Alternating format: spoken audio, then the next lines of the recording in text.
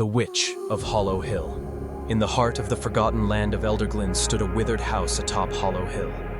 It was a crooked structure, sagging with age and covered in brambles that moved as if they breathed. The villagers called it the Hunted House, not just haunted, but stalked by something wicked that seemed to choose its prey.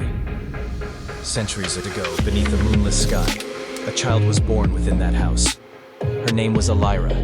Her mother, a midwife banished for sorcery, died the moment Elira took her first breath. Alone, the girl grew among shadows, whispering trees, and the lingering spirits of the hill. The house raised her. It taught her spells, gave her strength, and filled her heart with the bitterness of the outcast. Elira was no ordinary witch. She could twist air into flame, make crows speak, and dream of the future. But the villagers feared her.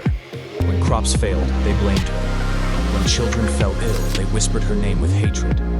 Stones were thrown, fires were lit, and finally, Elira cursed them all. A storm fell upon Elderglin, and the rivers ran red with mud for 3 years. Word of the cursed land reached the palace in the Silver City. King Darin sent his youngest son, Prince Kael, to investigate, a scholar more than a warrior, known for compassion where others showed steel. He rode into Elderglin with guards, but curiosity led him alone up Hollow Hill. He expected horror. He found beauty twisted with sorrow. Elira was unlike any woman he'd seen. Eyes like storm clouds, hair black as raven's wings, and a voice like forgotten lullabies. He expected hatred. He found pain. She expected cruelty. She found kindness. They met in secret. A prince and a witch, drawn to each other by fate's tangled threads. Elira showed Kael the truth behind her power. She was not evil, only shaped by fear.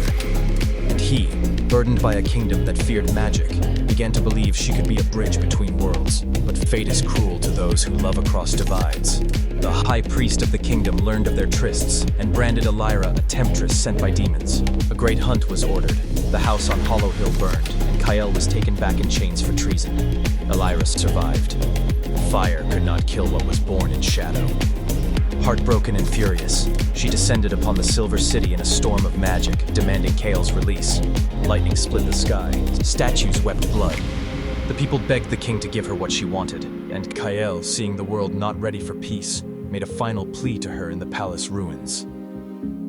"If I must die, let it be so. But let them see your love, not your wrath."